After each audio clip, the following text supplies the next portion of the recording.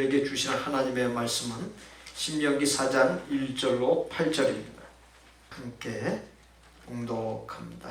이스라엘아, 이제 내가 너희에게 가르치는 규례와 법도를 듣고 준행하라. 그리하면 너희가 살 것이요 너희 조상의 하나님 여호와께서 너희에게 주시는 땅에 들어가서 그것을 얻게 되리라. 내가 너희에게 명령하는 말을 너희는 가감하지 말고 내가 너희에게 내리는 너희 하나님 여호와의 명령을 지키라.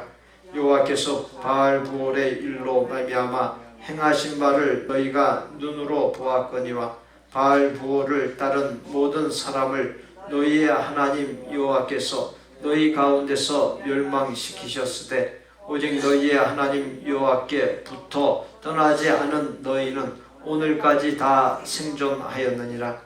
내가 나의 하나님 여호와께서 명령하신 대로 규례와 법도를 너희에게 가르쳤나니 이는 너희가 들어가서 기업으로 차지할 땅에서 그대로 행하게 하려 함인즉 너희는 지켜 행하라. 이것이 여러 민족 앞에서 너희의 지혜요 너희의 지식이라. 그들이 이 모든 규례를 듣고 이르기를 이 큰 나라 사람은 과연 지혜와 지식이 있는 백성이로다 하리라. 우리 하나님 여호와께서 우리가 그에게 기도할 때마다 우리에게 가까이 하신가 같이 그 신이 가까이함을 얻은 큰 나라가 어디 있느냐. 오늘 내가 너희에게 선포하는 이 율법과 같이 그 규례와 법도가 공의로운 큰 나라가 어디 있느냐. 함께 봉독했던 본문에 임종 직전에 모세가 나옵니다.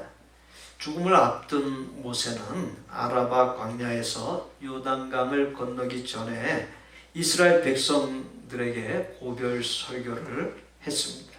모세의 고별 설교는 이렇게 시작합니다. 신명기 1장 6절로 8절에 우리 하나님 여호와께서 호렙산에서 우리에게 말씀하여 이르시기를 너희가 이 산에 거주한 지 오래니 방향을 돌려 행진하여 아모리 족속의 산지로 가고 그 근방 곳곳으로 가고 아라바와 산지와 평지와 네겝과 해변과 가나안 족속의 땅과 레바논과 큰 강 유브라데까지 가라. 내가 너희의 조상 아브라함과 이삭과 야곱에게 맹세하여 그들과 그들의 후손에게 주리라 한 땅이 너희 앞에 있으니 들어가서 그 땅을 차지할지니라. 이제 때가 되었다는 것입니다. 40년 광야 생활을 견디게 해준 약속의 땅, 곧 젖과 꿀이 흐르는 가나안 복지가 요단강 건너 눈앞에 보이니 어서 나아가라는 것입니다. 모세의 고별 설교에는 자신의 조국 이스라엘의 큰 나라, 큰 백성이 될 것이라고 하는 원대한 꿈과 소망과 믿음이 있는 것을 보여주고 있습니다. 그런데 무엇이 문제입니까? 그것이 아직 실현되지 않은 희망사항일 뿐이라는 점입니다. 이스라엘 백성은 막 40년 광야 생활을 마치고 아직 나라를 세울 만한 땅 한 평도 확보하지 못한 가난하고 처량한 상태, 막막하게 짝이 없는 상태였습니다. 그들은 광야 40년 생활로 지칠 대로 지쳐 있었습니다. 요단강 건너편에는 무시한 족속들이 난강불락의 요새를 쌓아놓고 있었습니다. 가나안 땅을 정탐했던 지도자들은 이구동성으로 저들과 우리를 비교하면 우리는 마치 메뚜기 같다라고 했습니다. 거기에다가 영도자였던 모세가 세상을 하직하기 직전이었습니다. 인간적 세상적으로 보면 그와 같은 이스라엘 백성이 큰 나라, 큰 백성, 위대한 나라, 위대한 민족이 될 가능성이 전혀 없어 보이는 상황이었습니다. 그렇다면 모세의 꿈은 이루어지지 않은 것입니까? 모세가 말한 큰 나라, 큰 백성이란 어떤 것인지 개념 정리가 필요합니다. 그 답이 신명기 4장 7절과 8절에 나옵니다. 우리의 하나님 여호와께서 우리가 그에게 기도할 때마다 우리에게 가까이 하신과 같이 그 신이 가까이 함을 얻은 큰 나라가 어디 있느냐. 오늘 내가 너희에게 선포하는 이 율법과 같이 그 규례와 법도가 공의로운 큰 나라가 어디 있느냐. 모세가 말하는 큰 나라 큰 백성의 조건이 두 가지입니다. 첫째, 하나님께 기도할 때마다 하나님께서 가까이 하시어 응답해 주시는 민족이요. 둘째, 하나님께서 주신 공의로운 규례와 법도를 가진 민족이어야 하는 것입니다. 다시 말씀드리면 하나님과 가까이 동행하는 민족이 큰 나라 큰 민족이요, 하나님께서 주신 법이 살아있는 민족이 큰 나라 큰 민족이라는 사실입니다. 그러한 사실이 말씀하는 바가 무엇입니까? 이스라엘 백성이 노예 살해하던 당시에 초강대국인 애굽에서의 삶을 경험했던 모세는 땅의 크기, 인구의 숫자, 군사력이나 경제력 등 외적인 조건이 큰 나라 위대한 민족이 아니라는 사실을 정확하게 깨달았던 것입니다. 애굽에서 보았듯이 겉보기에 아무리 큰 것 같아도 하나님과 동행하지 아니하면 결단코 큰 나라 큰 백성이 될 수 없음을 모세는 지나쳐온 120년의 삶을 통해서 절실하게 체험했고 깨달았던 것입니다. 모세는 하나님과 가까이 동행하는 이스라엘 백성 앞에서 소위 이 세상의 큰 나라들이 무릎을 꿇는 장면을 여러 번 목격했습니다. 당시에 초강대국이었던 애굽마저 이스라엘 앞에 무릎을 꿇었던 역사적 사실을 모세는 정확하게 기억하고 있었던 것입니다. 모세는 고별 설교에서 이스라엘의 하나님과 동행하는 한, 하나님의 법도를 지키는 한 반드시 큰 나라 큰 백성이 될 것이니 희망을 갖고 어서 저 요단강을 건너 약속의 땅인 가나안 복지로 나아가라고 하는 것입니다. 모세의 고별 설교가 보여주는 두 가지 결론이 있습니다. 진정으로 큰 나라는 하나님과 가까이 동행하는 나라. 그래서 기도할 때마다 그 기도에 응답받는 나라입니다. 또한 진정 큰 백성은 하나님의 말씀을 사랑하고 그 말씀 안에서 살아가는 백성, 하나님의 말씀 법도를 잘 지키는 백성입니다. 그런데 진정으로 큰 나라 큰 백성을 이루는 그와 같은 원대한 꿈과 희망을 어떻게 완성시킬 수 있는가, 그것이 과제입니다.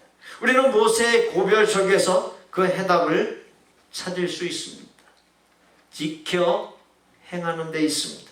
무엇을 지켜 행하라는 것입니까? 여호와께서 명하신 규례와 법도입니다.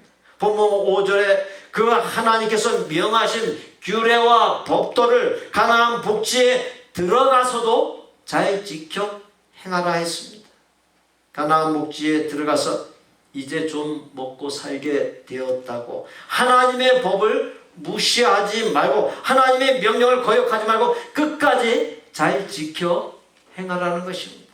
그래야 큰 나라 큰 백성이 될 수 있다는 것입니다. 한 집사님이 설렁탕 가게를 개업했습니다. 그는 앞으로 설렁탕 가게를 어떻게 운영할까 고민을 하던 중에 마침 목사님이 누가복음 6장 31절에 남에게 대접을 받고자 하는 대로 너희도 남을 대접하라는 말씀으로 설교하는 것을 듣게 되었습니다. 그럼 그 말씀을 따라 대접하는 마음으로 설렁탕을 잘 만들어야겠다고 생각하고 마음속에 두 가지 경영 원칙을 정했습니다. 첫째, 설렁탕 안에 들어가는 재료는 최고만을 쓰겠다는 것이고, 둘째, 정성을 다해 음식을 만들겠다는 것입니다. 그는 그렇게 정성스레 설렁탕을 만들어 팔았습니다. 그런데 적자가 났습니다. 6개월 동안 적자가 나자 고민이 되었습니다. 때마침 설렁탕을 잘한다고 소문난 사람이 찾아와 그에게 내가 장사 비법을 알려주지, 국물을 좀 더 뽀얗게 해야 되는데 그러려면 커피를 탈 때 쓰는 프림을 넣어 색깔을 내면 돼. 그렇게 일러주었습니다. 그런 그의 이야기를 듣고서 고민이 되었습니다. 그 사람의 말대로 프림을 넣자니 양심에 자꾸 걸렸습니다. 하나님께 어떻게 하면 좋겠느냐고 기도를 드렸더니 다시 누가복음 6장 31절에 남에게 대접을 받고자 하는 대로 너희도 남을 대접하라는 이 말씀이 떠올랐습니다. 생각 끝에 내린 결론이 손해를 보더라도 하나님의 말씀대로 따르기로 결심을 했습니다. 그렇게 해서 1년쯤 지나자 그 집 설렁탕이 맛있다는 소문과 그의 정직성이 소문나기 시작했습니다. 그래서 그는 많은 돈을 벌었고 크게 성공하여 창대하게 되는 결과가 있게 되었습니다. 사랑하는 성도 여러분, 당장 이득이 없고 손해를 보더라도 하나님의 말씀대로 사는 사람이 크게 대성하게 됨을 유념하시기 바랍니다. 그렇게 여러분의 생업, 직업, 사업체를 하나님의 말씀 따라 이루어갈 수 있기를 바랍니다. 본문 1절에 가면 이스라엘아 이제 내가 너희에게 가르치는 규례와 법도를 듣고 준행하라. 그리하면 너희가 살 것이요 너희 조상의 하나님 여호와께서 너희에게 주시는 땅에 들어가서 그것을 얻게 되리라 했습니다. 잘 지켜 행할 때 어떻게 된다 했습니까? 그리하면 너희가 살 것이요 살 뿐만 아니라 하나님께서 주시는 땅에 들어가 그것을 차지하게 될 것이라 했습니다. 우리가 들어가기는 들어갔는데 살아남지 못한다고 한다면 들어가는 것이 무슨 의미가 있습니까? 들어갔긴 들어갔는데 땅을 얻지 못하다면 실로 낭패 중에 낭패가 아니겠습니까? 들어간 의미가 없지 않겠습니까? 이스라엘 백성의 40년 광야 생활이 주는 교훈이 있습니다. 하나님께 불순종, 거역할 때 방황과 고통과 죽음만이 있다. 반면에 하나님께 순종하게 될 때 살 길이 열리고 평안을 누리게 된다는 사실입니다. 지우 특허 법률사무소 변리사 조현석 씨라고 하는 분이 있습니다. 그는 서울중앙침례교회 장로입니다. 장로님이 국민일보 나의 인생, 나의 신앙이라는 난에 게재한 꼴찌였던 나를 하나님께서 수석이 되게 하셨습니다 라고 하는 제목의 간증이 나옵니다. 그는 고등학교 때 450명 중 꼴찌였다고 합니다. 그래서 간신히 고등학교를 졸업하고 대학을 가려고 시험을 쳤는데 3번이나 실패하고 말았어요. 그러던 중 군에 입대하게 되었는데 군대 가서 그의 인생이 달라졌습니다. 그는 군대에서 군종 사병을 만나 교회를 다니기 시작했고 하나님을 만나 하나님을 알고 믿게 되었습니다. 그는 제대 후 하나님께 대학을 가게 해달라고 날마다 새벽에 눈물로 매달려 기도하면서 공부를 했습니다. 하나님께서 그에게 지혜를 주셔서 기억력도 좋아지고 공부도 아주 잘 되었습니다. 그래서 그 해에 국민대학교 전자공학과에 수석으로 입학하여 6년간 수업료 전액 면제받게 되고 매월 20만 원씩 학비 보조금까지 받게 되었습니다. 그는 이번에는 하나님 앞에 기술 고등고시를 합격하게 해달라고 기도했습니다. 또 열심히 새벽마다 기도하면서 공부했습니다. 그는 하나님의 영광을 위하여 1등으로 합격하게 해달라고 기도했습니다. 그래서 23회 기술 고등고시 수석 합격을 했습니다. 대학교를 졸업할 때도 수석으로 졸업하여 특허청 사무관으로 임명이 되고 서기관으로 빠른 진급을 했습니다. 그러나 그런 특허청 일 때문에 수요 예배, 금요 예배를 드릴 수 없는 것이 안타까웠습니다. 기도하던 중에 특허청에 사표를 내고 특허 법률 사무소를 차렸습니다. 그런 예배를 드리기 위해 사무실을 차렸기 때문에 아침마다 직원들과 함께 예배를 드렸습니다. 그러한 삶을 사는 가운데 신지식 특허인으로 선정되어 최고로 실력 있는 사람으로 인정받게 되었습니다. 사랑하는 성도 여러분, 하나님을 확실하게 믿는 사람을 하나님께서 확실하게 책임져 주시고 최고되게 해 주신다는 사실을 믿으시기 바랍니다. 하나님의 규례와 법도는 빵, 즉 하나님의 말씀은 육체적인 만족감보다도 더 소중한 것이, 하나님의 말씀을 따르면 물질과 빵도 생기지만 말씀 없이 빵과 물질만을 추구하게 되면 인생이 공허해지고 위험해진다는 사실을 유념하시기 바랍니다. 예수님께서 그러한 사실을 너무나도 잘 아셨기에 40일 동안 금식하신 후에 사탄의 시험 앞에서 사람이 떡으로만 살 것이 아니요 하나님의 입으로부터 나오는 모든 말씀으로 살 것이라고 단호하게 외칠 수 있었던 것입니다. 만화 작가 박강수 씨의 참 서툰 사람들이라고 하는 책에 실린 글을 소개합니다. 예전에 어린 나는 가슴속에 나침반이 하나 있었다. 내가 어디로 가야 할지 모를 때면 가슴속에 나침반이 나를 이끌었다. 언제부터인가 나는 돈에 집착하기 시작했고 가슴속에 나침반은 더 이상 작동하지 않았다. 몸에 쇳가루가 많이 묻으면 나침반은 돌지 않는 법. 나의 순결한 나침반이 우울증을 앓던 날 나는 그렇게 나의 길을 잃어버렸다. 하나님의 말씀은 인생을 사는 우리에게 북극성처럼 또 나침반처럼 반드시 있어야만 할 가장 중요한 인생의 길잡이란 사실을 유념하시기 바랍니다. 하나님께서 명하신 규례와 법도를 잘 지키되 조심할 것이 있습니다. 본문 2절에 보면 한번 따라서 해보세요. 가감하지 말고 지키라. 예, 가감하지 말고 지키라고 하는 사실. 감히 마음대로 더하거나 빼거나 하지 말고 하나님께서 명령하신 그대로 지키라는 것이, 그래야 큰 나라 큰 백성이 될 수 있다는 것입니다. 그런데 무엇이 문제입니까? 예나 지금이나 사람들이 하나님의 말씀을 선택적으로 순종한다는 데 있습니다. 자기가 듣기 좋아하는 말씀만 골라서 행합니다. 자기에게 손해될 것 같은 말씀은 없는 듯이 그냥 무시해버립니다. 그러면서 말씀에 대하여 융통성을 부립니다. 우리가 이 세상 살아가는 데서 당연히 융통성 부리면서 살아야 되죠. 그러나 하나님 말씀 그것을 가지고서 융통성 부리면 안 되는 것이, 그렇게 자기 마음대로 하나님의 명령을 빼고 더하는 일이 많은 그리스도인에게서 계속되고 있습니다. 그러나 모세는 그렇게 해서는 안 된다고 말씀합니다. 그렇게 했다가는 큰 나라 큰 백성은커녕 살아남지도 못한다는 것입니다.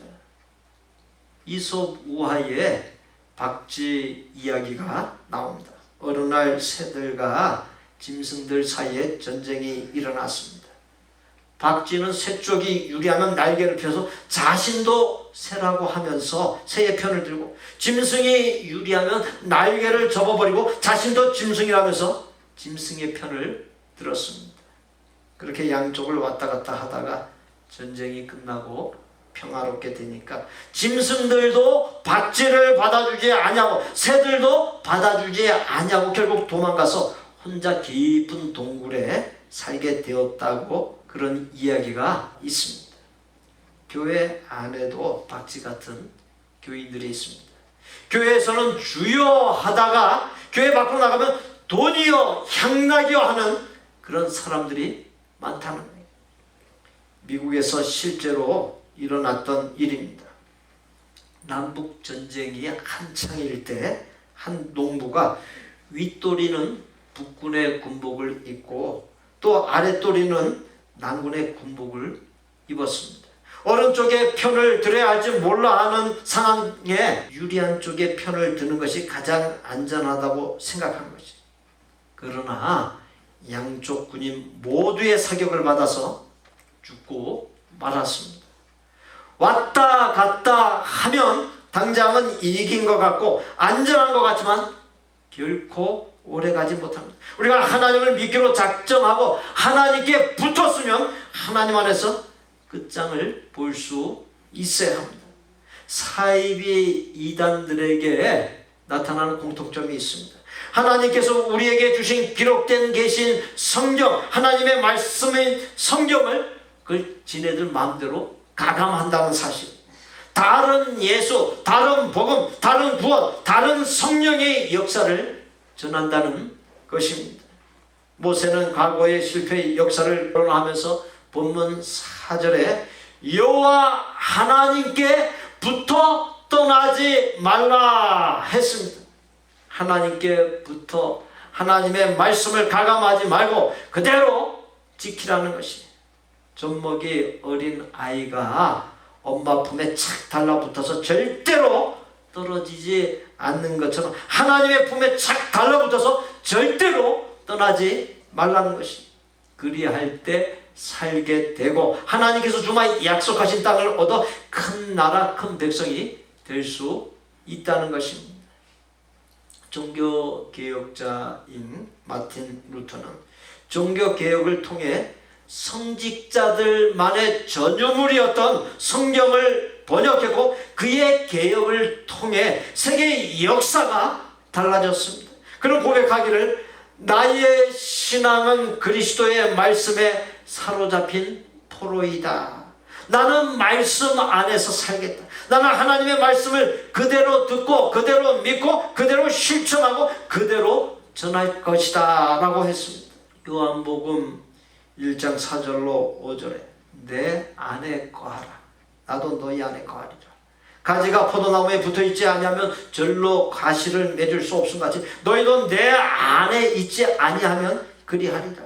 나는 포도나무에 너희는 가지니 저가 내 안에 내가 저 안에 있으면 이 사람은 과실을 많이 맺나니 나를 떠나서 너희가 아무것도 할 수 없습니다. 했음을 유념하시기 바랍니다. 하나님의 말씀에 꼭 붙어있고 하나님께 꼭 붙어있고 하나님을 떠나 있어서는 안 된다. 그리고 하나님의 말씀을 내 마음대로 가감해서는 안 된다. 이스라엘은 군사력이 강하여 큰 나라가 아니었습니다. 가진 재산이 많아 큰 나라가 아니었습니다. 차지한 땅이 커서 큰 나라가 아니었습니다. 인구수가 많아서 큰 나라가 아니었습니다. 보잘것없던 저들이 두 가지, 하나님과 가까이 동행하여 큰 나라, 큰 백성이 될 수 있었고 하나님의 규례와 법도를 잘 지켜 큰 나라, 큰 백성이 될 수 있었습니다. 가장 작지만 가장 큰 나라, 가장 작지만 가장 위대한 민족이 될 수 있었던 힘, 그것은 바로 하나님께로부터 받은 힘이었습니다. 그와 똑같은 역사를 우리나라와 민족에게도 또 이 자리에 우리와 우리의 후손에게도 허락하셨음을 믿으시기 바랍니다.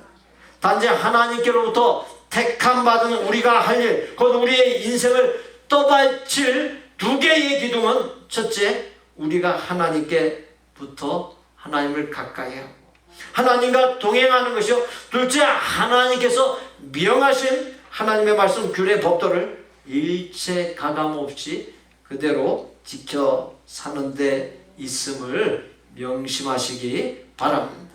우리 구주 예수 그리스도의 은혜와 아버지 하나님의 거룩하고 완전한 사랑과 성령님의 교통 내주 역사하심이 하나님께 언제나 붙어있어 하나님과 동행하고 어떠한 삶의 상황에서든지 하나님의 말씀을 가감없이 지키는 가운데 하나님의 복주심이 넘치는 삶을 살기로 소원하고 작정하는 아름다운 마음의 성도들과 그 가족과 생업과 학업과 대인관계와 미래 위에 우리 복된 교회 신앙 공동체 위에 우리가 사랑을 나누는 곳들과 사역자들 위에 이제로부터 영원토록 함께 계실지어다. 아멘.